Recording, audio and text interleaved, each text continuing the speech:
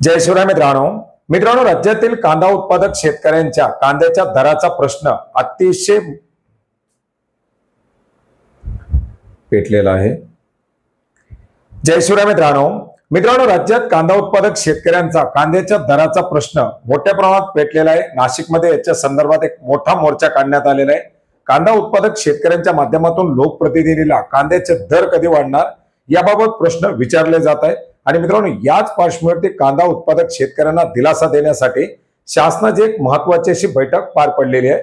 मित्रांनो राज्यामध्ये एक समिती गठीत करण्यात आलेली आहे। पाशा पटेल यांच्या अध्यक्षतेखाली कांद्याचे दर नियंत्रणात ठेवण्यासाठी आजूबाजूच्या राज्यामध्ये काय उपाययोजना केल्या जातात, कांद्यासाठी दीर्घकालीन उपाययोजना काय केल्या जाऊ शकतात याचा अभ्यास करण्यासाठी ही समिती काम करत आहे। आणि याच समितीच्या उपस्थितीमध्ये याचबरोबर पणन मंत्री यांच्या अध्यक्षतेखाली ही एक महत्त्वाची अशी बैठक पार पडलेली आहे। राज्याचे कृषी मंत्री, राज्याचे पणन मंत्री यांच्या उपस्थितीमध्ये पार पडलेल्या या बैठकीमध्ये राज्य सरकारकडून केंद्र सरकारला कांद्याच्या निर्यातीवरती दिलं जाणारं अनुदान दुप्पट करण्याची मागणी करण्यात आलेली आहे। मित्रांनो याच्यामध्ये आपण जर पाहिलं तर शेजारच्या राज्यामध्ये आंध्र प्रदेशमध्ये कांद्यासाठी काही ठोस उपाययोजना करण्यात आलेल्या आहेत, ज्याच्यामध्ये कांद्याला दिलं जाणारं अनुदान असेल, याच्यामुळे शेतकऱ्यांना एक रास्त भाव या ठिकाणी मिळत आहे। आणि अशाच प्रकारचे काही उपाययोजना राज्यामध्ये कराव्यात अशा प्रकारची मागणी सुद्धा मोठ्या प्रमाणात केली जात आहे। आणि याच पार्श्वभूमीवरती कांद्याची निर्यात मोठ्या प्रमाणात व्हावी यासाठी आता राज्य सरकारकडून कांद्याच्या निर्यातीवरती दिलं जाणारं अनुदान हे 1.9% वरून 4% पर्यंत करण्याची मागणी करण्यात आलेली आहे। मित्रांनो राज्यामध्ये जवळजवळ 55 लाख मेट्रिक टन कांद्याचं उत्पादन अपेक्षित आहे।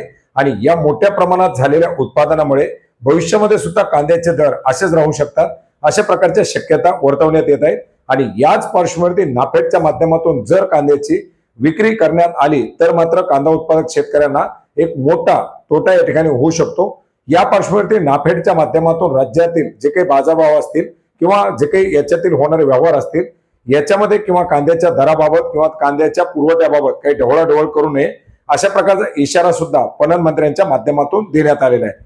मित्रांनो याचबरोबर भविष्यामध्ये कांद्याचे दर नियंत्रणात राहावेत किंवा त्याच्यावरती काही इतर उपाययोजना व्हाव्यात यासाठी शेतकरी गट, महिला बचत गट यांच्या माध्यमातून 1 लाख मेट्रिक टन कांद्याचं निर्जलीकरण करून त्या कांद्यापासून पावडर असेल, त्या कांद्याचे चिप्स असतील, अशा प्रकारच्या वेगवेगळ्या जे काही बाबी असतील त्या बनवून त्याच्या निर्यात करण्याचे प्रयत्न सुद्धा असणार आहेत अशा प्रकारची माहिती या बैठकीमधून देण्यात आलेली आहे। मित्रांनो एकंदरीत कांदा उत्पादक शेतकऱ्यांचा वाढता दबाव लक्षात घेता शासनाच्या माध्यमातून हे काही हालचाली करण्यासाठी सुरुवात करण्यात आलेली आहे।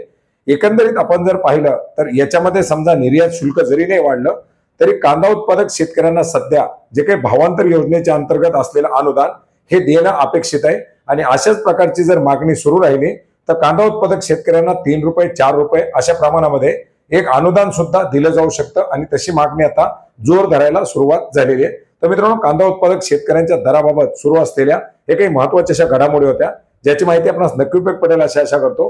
भेटूयात नवीन माहितीसह, नवीन अपडेट्ससह। धन्यवाद।